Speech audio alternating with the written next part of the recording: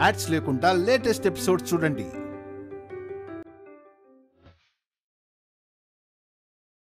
చిట్టిమా చిట్టిమా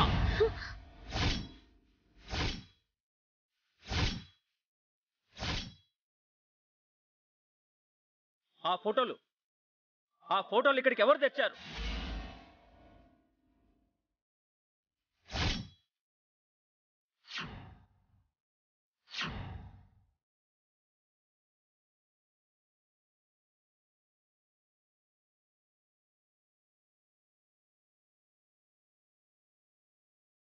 అసలు ఈ ఇంటికి ఆ ఫోటోలకి ఉన్న సంబంధం ఏంటి?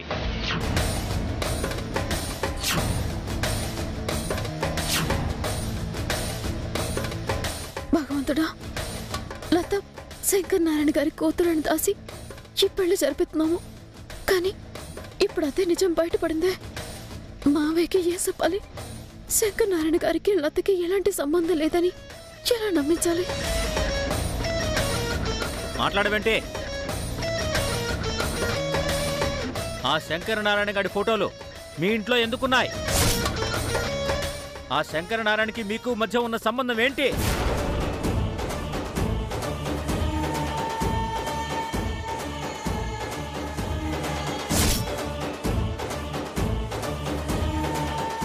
నాన్న, ఎందుకంత టెన్షన్ పడుతున్నారు?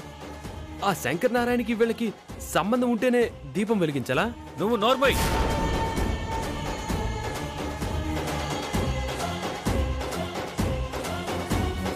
కొన్ని నిజాలు ఇక్కడే తేలిపోవాలి.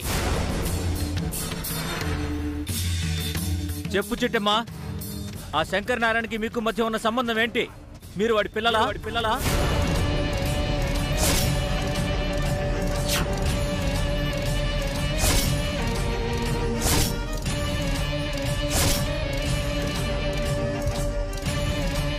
అందుకే ఆ ఫోటోలకి పూజ చేసి దీపాలు వెలిగిస్తున్నారా?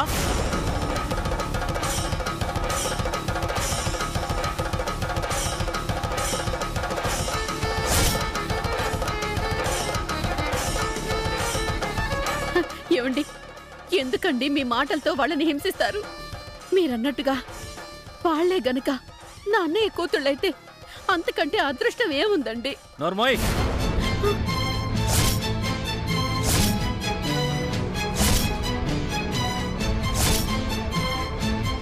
అవి నీకు అదృష్టం కావచ్చేమో, నాకు మాత్రం పరమ దురదృష్టం.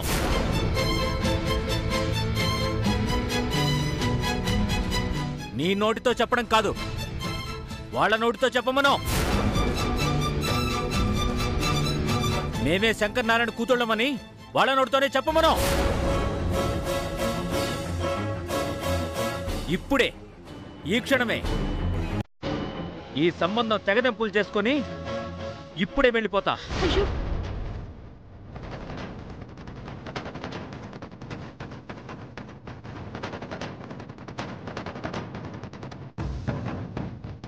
చెప్పు చిట్టమ్మా, ఆ శంకర్ నారాయణకి మీకు మధ్య ఉన్న సంబంధం ఏంటి?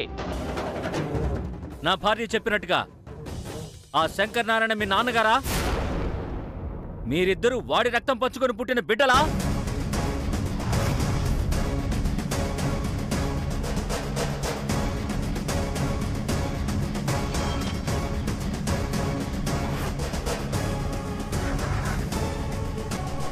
ఇంత దూరం వచ్చాక నిజం దాస్తే మావే గారిని మోసం చేసినట్టు అవుతుంది. అదే జరిగితే రేపు ఆ ఇంట్లో కోడలుగా అడుగు పెట్టబోయే నా సెల్లలు ప్రతి క్షణం భయంతో బతకాలి.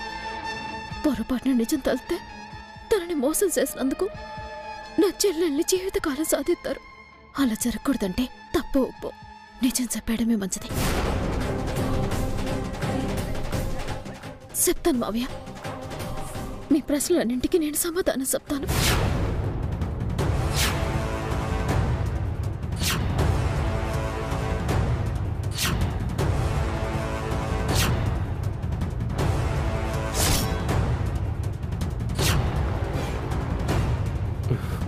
ఓరి నాయనో, వదిన నిజం చెప్పేసేలా ఉంది.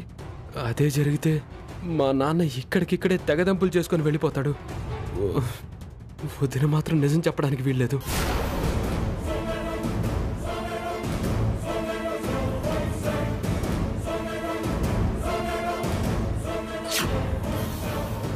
అన్నయ్య, వదిన వాళ్ళకం చూస్తుంటే నిజం చెప్పేసేలా ఉంది. నువ్వే ఏదో ఒకటి చేసి ఆపాలి. నువ్వు టెన్షన్ పడకు వర్మ, నేను చూసుకుంటాను.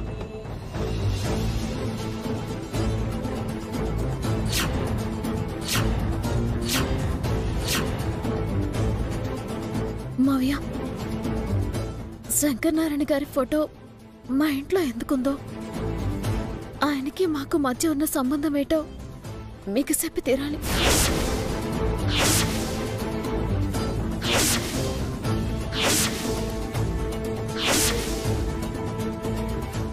ఎందుకంటే నా సెల్లలు మీ ఇంటి కోడలుగా వచ్చిన తర్వాత కూడా మీ దగ్గర నిజాలు దాస్తే మిమ్మల్ని మోసం చేసిన వాళ్ళం అవుతాం. అది నాకు ఇష్టం లేదు మావయ్య. అందుకే మీ దగ్గర నిజాలు చెప్పాలని నిర్ణయించుకున్నాను.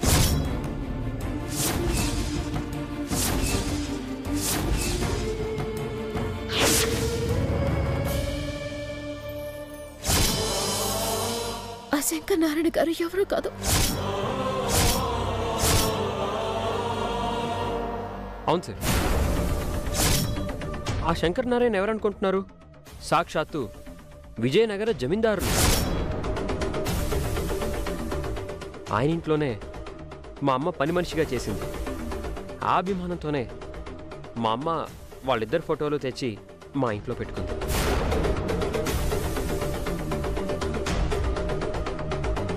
ఏంటి, ఈ ఫోటోలు కాంతమ్మ తెచ్చి పెట్టుకుందా? అది కాదు బావా.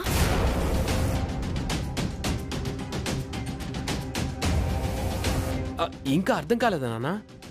కాంతమ్మ గారికి వాళ్ళ యజమానులంటే పంచ ప్రాణాలంట. అందుకే దైవ సమానులైన శంకర్ నారాయణ గారి ఫోటో తెచ్చి ఇంట్లో పెట్టుకుంది కదనయ్య? అవును తమ్ముడు. అంతకుమించి లతకి గాని చిట్టికి గాని శంకర్ నారాయణ గారితో ఎలాంటి సంబంధ బాంధవ్యాలు లేవు. ఆ మాట చెప్పాల్సింది నువ్వు కాదు. ఇదిగో ఈ చిట్టమ్మ, ఆ లత. లత, నువ్విలా రామ్మా.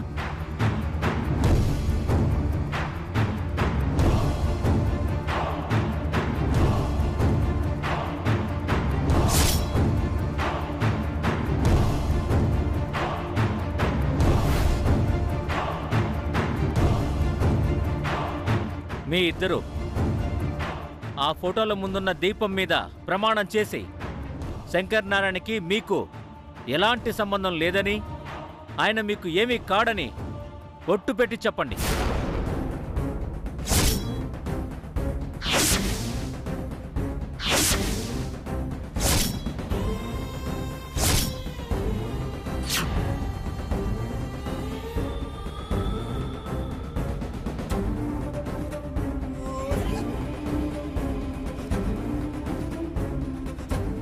ఏం మాట్లాడుతున్నావు మావయ్య? మా బావ చెప్పింది నిజమే. ఆయనకి మాకు ఎలాంటి సంబంధము లేదు. కాంతమత్తే తెచ్చి ఆ ఫోటోలు ఇక్కడ ఎట్టింది.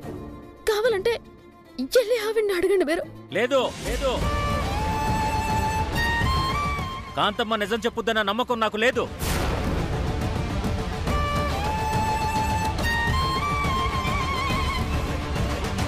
మీ నోటి నుంచే నాకు నిజం కావాలి.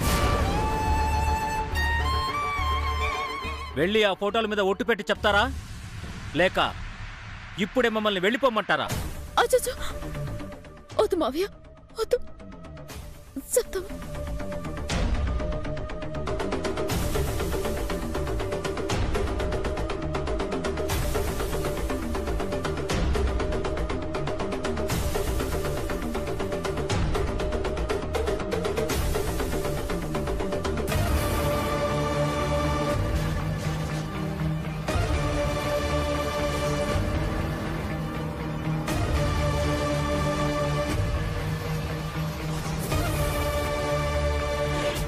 ఇప్పుడేం చేద్దామక్కా? నిజం చెప్తే ఈ సంబంధం తెగిపోతుందక్కా. వర్మ నాకు దక్కడక్కా. బాధపడకు సల్లి. 100 అబద్ధాలాడైనా ఒక పెళ్లి జరిపించమంటారు. అలాంటిది చిన్న అబద్ధం ఆడి నీ పెళ్లి జరిపించలేనా? నువ్వేం చెప్తావంటే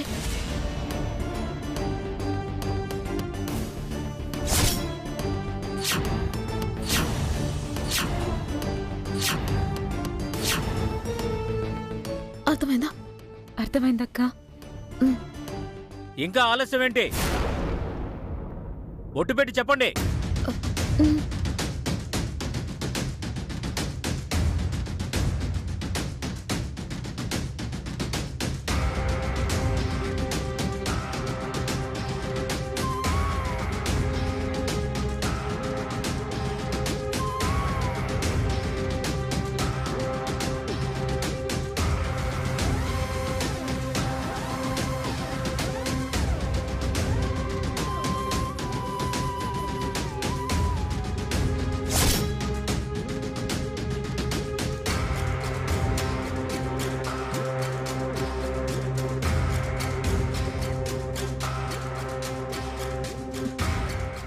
శంకర్ నారాయణ గారికి శంకర్ నారాయణ గారికి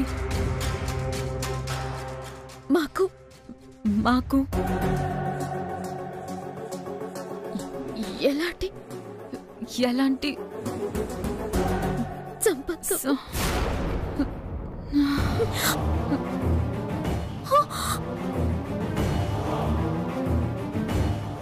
లత అమ్మ లత లత. అచ్చచ్చో, లత లత లత లత, అమ్మా లత, లత లత అమ్మా అమ్మ లత, లత లత, లత అమ్మా లత లత, లత అమ్మా ఏమైంది? లత. చూసారండి, పిల్లని కంగారు పెట్టారు. పాపం ఆ టెన్షన్ తో స్పృహ తప్పి పడిపోయింది. లత, అమ్మ లత, లేమ్మా. లత లత లత అయ్యో లత లత లత లత, లేమ్మా. కళ్ళు తెరవమ్మా. లత అయ్యో లత నీకేం కాలేదుగా? హ? లత,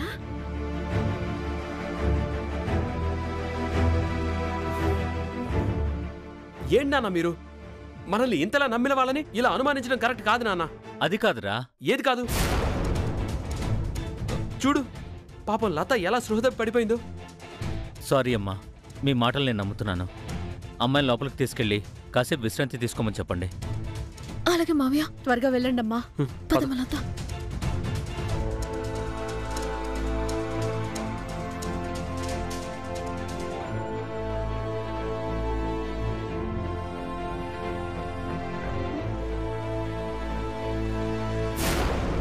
నాకు ఏదో అనుమానంగా ఉంది.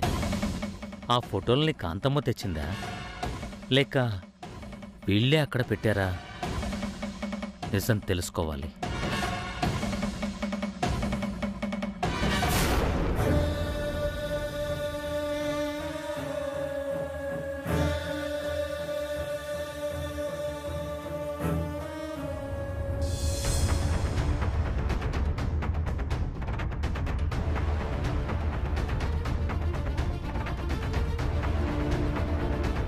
అమ్మయ్య, మొత్తానికి పెద్ద ప్రమాదం తప్పింది.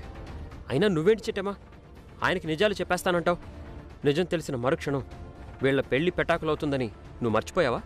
గుర్తుంది బావా, కానీ మనల్ని అంతగా నమ్మిన మనిషిని మోసం చేయటం కూడా కరెక్ట్ కాదేమో అనిపించింది. అందుకే చెప్పాలని నిర్ణయించుకున్నాను. కానీ నువ్వు ఎప్పుడైతే అబద్ధం చెప్పావో అప్పుడే నాకు కూడా నేను చేస్తుంది ఒప్పైనా నా చెల్లి విషయంలో తప్పవుతుందని, అందుకే నేను కూడా అబద్ధం చెప్పాను.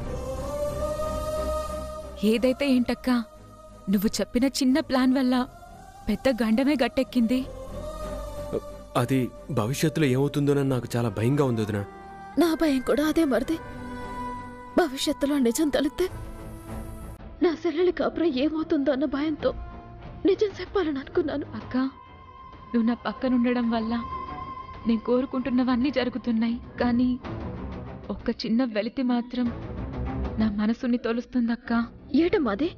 ఇంత పెద్ద ఫంక్షన్లో మన బాబాయ్ కూడా ఉండుంటే చాలా హ్యాపీగా ఉండేదక్కా. ఆయన చేతుల మీదుగా అక్షింతలు వేయించుకోవాలని, ఆయన ఆశీర్వాదం అందుకోవాలని నాకు చాలా ఆశగా ఉందక్కా. ఒక్కసారి బాబాయ్కి ఫోన్ చేయక్క, ప్లీజ్ అక్కా. ఏం మాట్లాడుతున్నావు సలే? ఇప్పటికే ఈ ఇంట్లో సిరత పొలుంది. ఇంకో పెద్ద పొల్ని వెళితే వాళ్ళిద్దరి మధ్య జరిగే యుద్ధంలో మనం బాలైపోతాం సల్లి. లేదక్కా, నువ్వేం చేస్తావో నాకు తెలీదు. కానీ జరగబోయే సంగీత్ ఫంక్షన్లో మాత్రం వీరనారాయణ బాబాయ్, బామ్మ ఇద్దరూ రావాలి. బాబాయ్ లేకుండా ఈ ఫంక్షన్ జరుపుకోవడం నాకేమాత్రం ఇష్టం లేదక్కా. లత, నిజంగా నీ పెళ్లి జరగాలని నువ్వు కోరుకుంటే వీరనారాయణ గారు రాకూడదు. పొరపాటున ఆయన వచ్చాక రఘురామ్ గారు ఆయన్ని కలిశారంటే, నువ్వు వీరనారాయణ గారు అన్న కూతురు అని తెలిసిందంటే, ఆ తర్వాత మీ పెళ్లి జరిపించడం ఆ భగవంతుడి వాళ్ళకు కూడా కాదు. అయినా నువ్వెందుకలా అనుకుంటున్నావు? లేదు బావా, మా బాబాయ్ వస్తేనే నేను సాయంత్రం సంగీత్ ఫంక్షన్కి వస్తాను, లేదంటే రాను.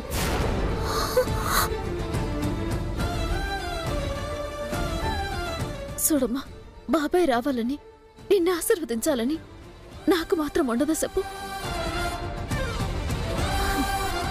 సరే, నువ్వంతగా కోరుకుంటున్నావు కాబట్టి ఇప్పుడే ఈ క్షణం బాబాయ్కి ఫోన్ చెప్తాను. నాన్నమ్మని కూడా తీసుకురమ్మని చెప్తాను, సరేనా? ఏ చిట్టమ్మా, ఏంటి నువ్వు? ఇప్పటికీ ఉన్న ప్రాబ్లమ్స్ చాలదా? ఇప్పుడు ఇది కూడానా? బావా, ఏడ్ కాదు, అంతా మంచి జరుగుతుంది, నువ్వు కంగారు అడగవు. ఒక నిమిషం చిట్టమ్మా. రవి, అక్క, నువ్వు బాబాయ్కి ఫోన్ చేయక్క. సత్తా.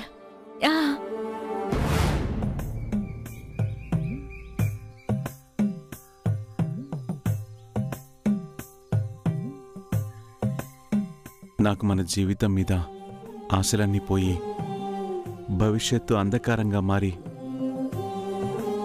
ఎలా బ్రతకాలా ఏంటి అని బాధపడుతుంటే ఏ దేవుడు కరుణించాడో గాని ఆ దుర్గని నాతో గొడవ పడేలా చేసి నాకు 10 లక్షలు వచ్చేలా చేశాడమ్మా. ఈ 10 లక్షలతో ఏదో ఒక వ్యాపారం చేసి పోయిన వైభవాన్ని తిరిగొచ్చేలా చేస్తానమ్మా. నిన్ను మునుపట్లాగే మంచిగా చూసుకుంటానమ్మా.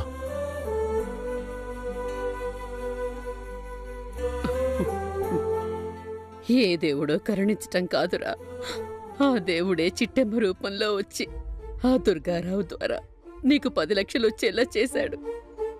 ఏ జన్మ రుణానుబంధమో తెలియదు గాని మనం కష్టాల్లో ఉన్న ప్రతిసారి చిట్టెమ్మ దేవతలా వచ్చి కాపాడుతోంది.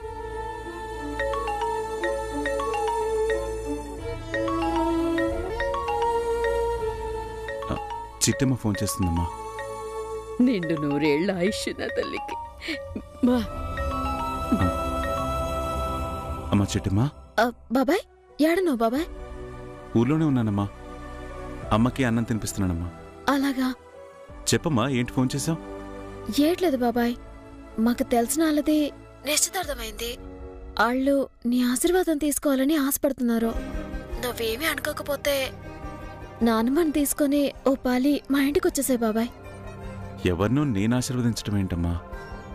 ఎవరు కాదు బాబాయ్, వాళ్ళు మనకి బాగా కావాల్సిన వాళ్ళు. పైగా నీ ఆశీర్వాదం తీసుకోవాలని ఆశపడుతున్నారు, కాదంటే బాధపడతారు. పెద్ద మనసు వేసుకొని నాన్నమ్మని తీసుకొని వచ్చేసాయి బాబాయ్, నాకోసం బాబాయ్. ప్లీజ్ బాబాయ్. సరేనమ్మా, నువ్వు ఇంతగా అడుగుతున్నావు కాబట్టి అమ్మ నేను ఇప్పుడే బయలుదేరతాం, సరేనా? చాలా సంతోషం బాబాయ్, మీకోసం ఏ కళ్ళతో ఎదురు చూస్తూ ఉంటాం. అలాగేనమ్మా. అలాగే బాబాయ్. అమ్మా, చిట్టెమ్మ వాళ్ళకి సంబంధించిన వాళ్ళని ఎవరినో ఆశీర్వదించడానికి మనల్ని రమ్మని చిట్టెమ్మ అడుగుతోంది. త్వరగా తిని బయలుదేరదాం. తినమ్మా.